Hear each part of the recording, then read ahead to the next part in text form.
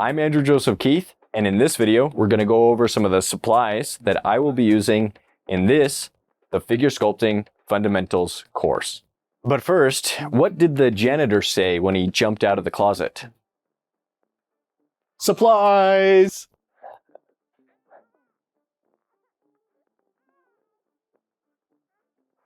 And what you just saw was a perfect segue into the supplies that we will be using in the course. But before we get into materials, let me remind you that the materials and tools won't matter nearly as much as your ability and knowledge of how to sculpt. Each material will have its own advantages and disadvantages.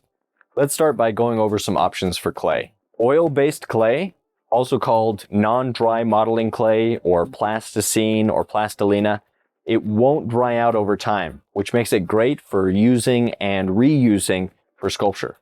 Unfortunately, you can't make a finished sculpture in this material because it doesn't dry out. So if you want to make it permanent, you have to make a mold and cast it in another material like resin or plaster. This is the type of clay that I will be using throughout the course.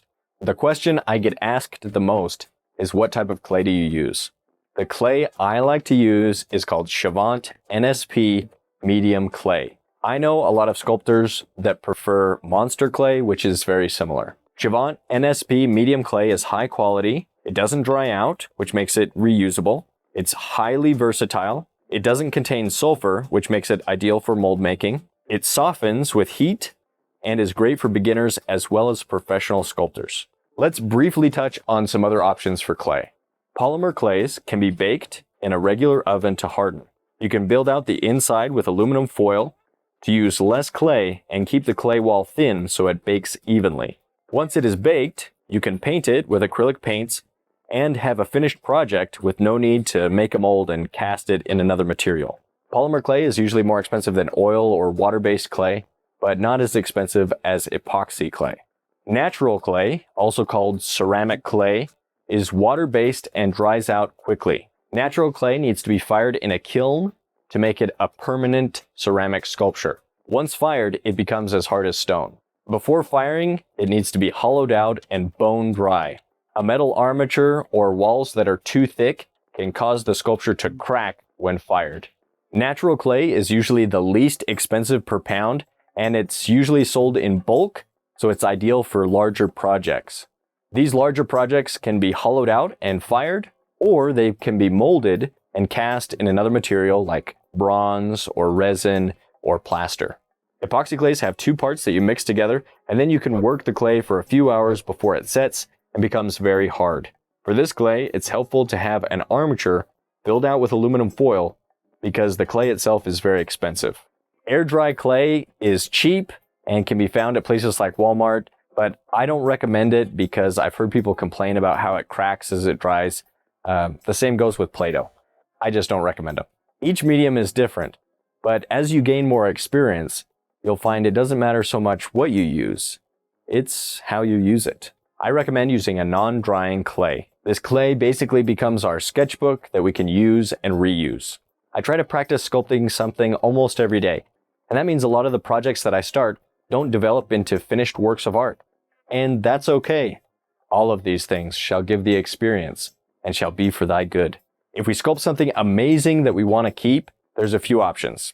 We can use that first sculpture as a reference and sculpt it in another material like epoxy clay or polymer clay.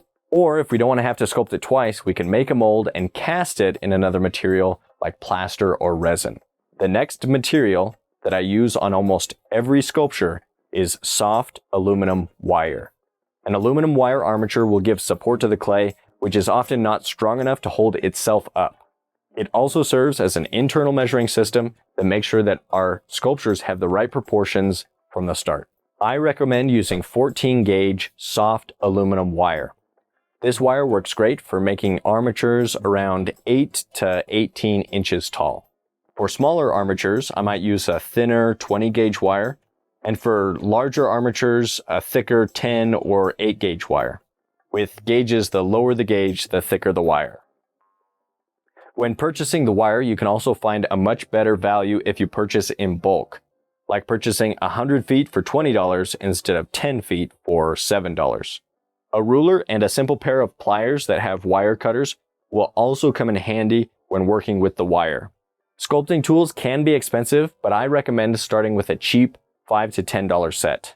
When purchasing tools, I usually find one or two that quickly become my favorite, and the others I hardly ever use.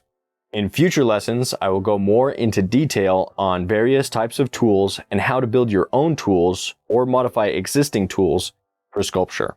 One of the tools that I've used the most is a simple butter knife that I purchased for 10 cents at a secondhand store.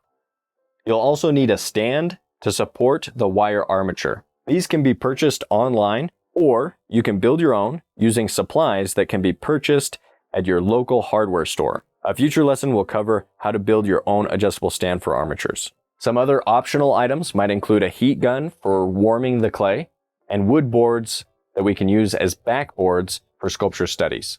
These are the materials that we'll be using for most of the projects throughout the course.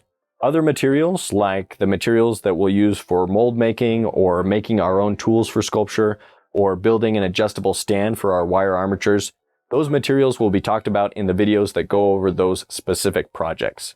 Okay, let's get all our supplies together, and I'll see you in the next video. The premium course is really where it's at. In the premium course, we will have a lesson that goes in depth on the different types of clay and their various advantages and disadvantages. The premium course has additional lessons, demos, and much more. So go check out the full course. I'll see you in the next lesson.